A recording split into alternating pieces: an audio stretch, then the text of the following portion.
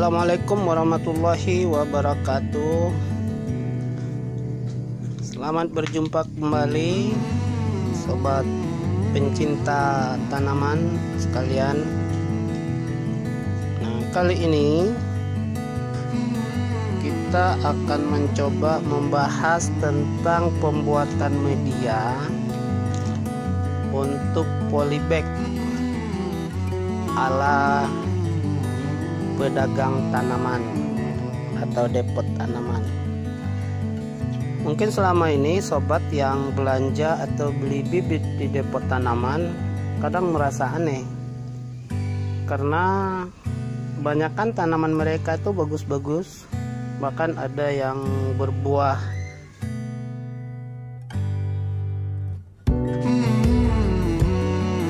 hanya di dalam polybag kecil.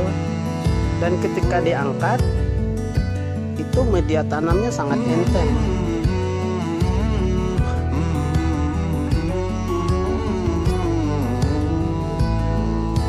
Nah, lalu apa rahasianya? Tanaman mereka bisa berbuah, sementara media tanamnya enteng atau ringan. Dan jika diperhatikan, seolah-olah di situ penuh dengan sekam padi. Dan itu pun yang belum dibakar.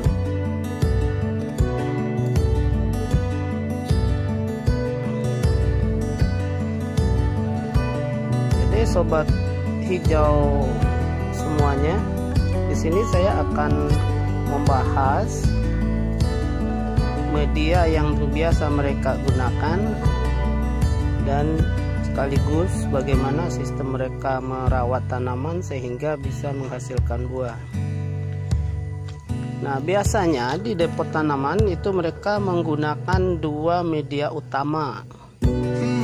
Yang pertama itu adalah kotoran hewan, umumnya kotoran sapi. Nah, ini ada satu karung saya bawa sampel. Nah, ini kotoran sapi.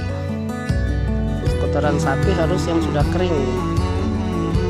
Jadi kotoran sapi yang kering biasanya mereka beli dan itu kondisinya udah kering, tidak basah lagi. Kemudian media yang kedua, kulit padi atau sekam biasa, ini bukan sekam bakar. Dan yang ketiga, ada juga sebagian dari mereka menggunakan tanah. Dan tanah itu juga tanah biasa, bukan tanah subur. Nah, tapi pada umumnya mereka hanya menggunakan dua media ini, yaitu sekam dan kotoran sapi. Nah, mengapa mereka menggunakan sekam? Dan sekamnya juga yang bukan sekam bakar. Itu tujuan pertamanya adalah secara nilai ekonomis untuk mereka. Jadi mereka menggunakan sekam mentah. Nah, itu harganya murah. Untuk satu karung begini itu dihargai 5.000. Jadi ukuran karung 50 kilo ya. Nah, itu mereka beli dari penggilingan padi harga 5.000. Bandingkan kalau mereka harus menggunakan sekam bakar, itu satu karung ini bisa 50.000 lebih ya. Kalau di sini sekitar 50.000 sampai 70.000. Nah, yang kedua, selain nilai ekonomis, itu untuk memudahkan konsumen membawa. Kalau ada konsumen belanja, maka polybag atau tanaman bibit yang mereka bawa itu enteng atau ringan, jadi tidak susah, sehingga kalaupun mereka harus mengantarkan barang, nah itu bisa dalam porsi banyak dengan bobot berat yang tidak sampai 1 kilo. Nah, gitu juga kalau kita pebisnis untuk pengiriman jarak jauh, itu akan mengurangi biaya pengiriman karena beratnya yang minimal, dan kita tidak perlu kuras.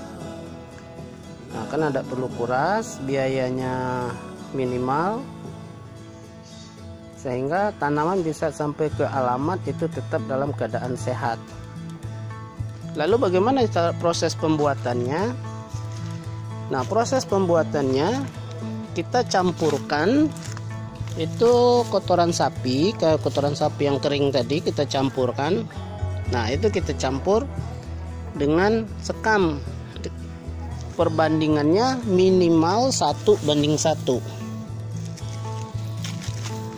Nah, jadi kotoran hewan tadi kita campur dengan sekam dengan perbandingan 1:1, atau bisa juga 1:2. 1 kotoran hewan, 2 sekam. Nah, itu bobot yang dihasilkan jauh lebih ringan lagi. Nah, setelah kita campur terus kita aduk biasa. Ini telah sampel yang sudah saya aduk nih. Nah, ini kemudian kita aduk, diaduk rata. Nah, diaduk rata. Setelah rata tercampur dengan sempurna, nah ini perbandingan 1:1, hasilnya kayak gini. Hasilnya sangat enteng. Nah, kemudian bagaimana mereka bisa membuat tanaman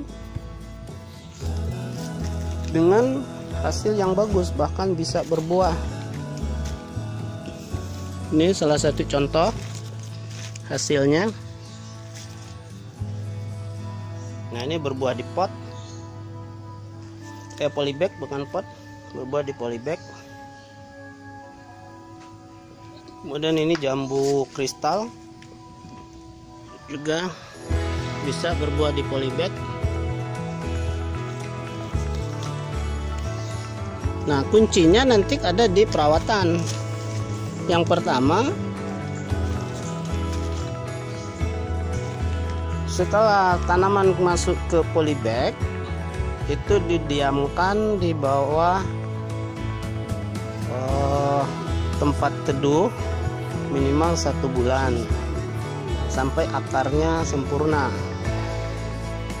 Nah, setelah akar sempurna, karena kandungan nutrisi itu hanya ada di kotoran sapi, sementara sekam ini hanya untuk menambah media, maka kita harus merajini pemberian nutrisi tambahan berupa pupuk.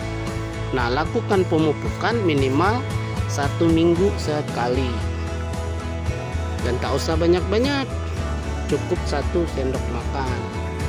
Karena kalau kebanyakan, maka hasilnya bisa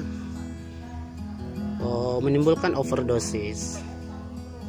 Nah, jika kita rutin melakukan pemberian nutrisi setiap minggu, tinggal kita melakukan penyesuaian.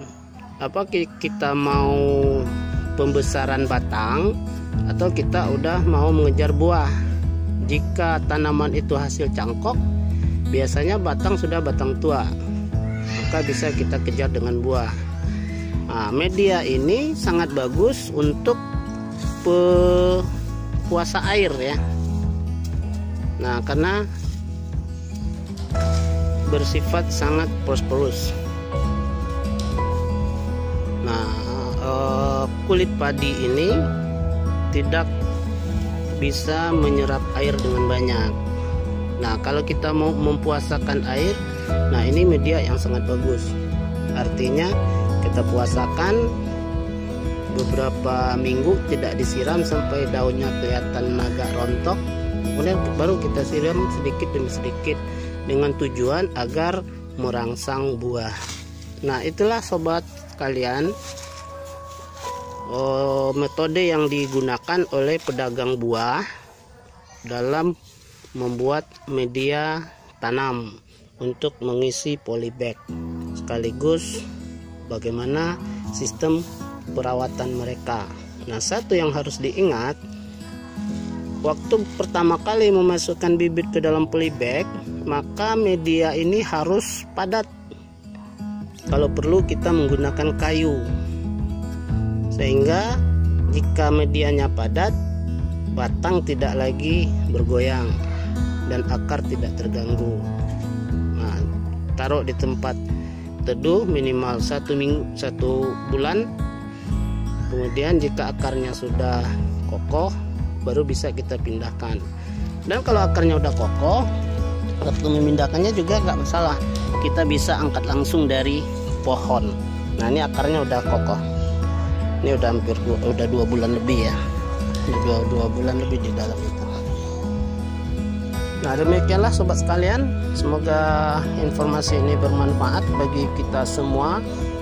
Selamat berkreasi, selamat mencoba, dan selamat berinovasi. Salam sukses, salam hijau selalu, dan selamat mencoba. Semoga kita semua bisa mendapatkan hasil yang maksimal. Wassalamualaikum warahmatullahi wabarakatuh.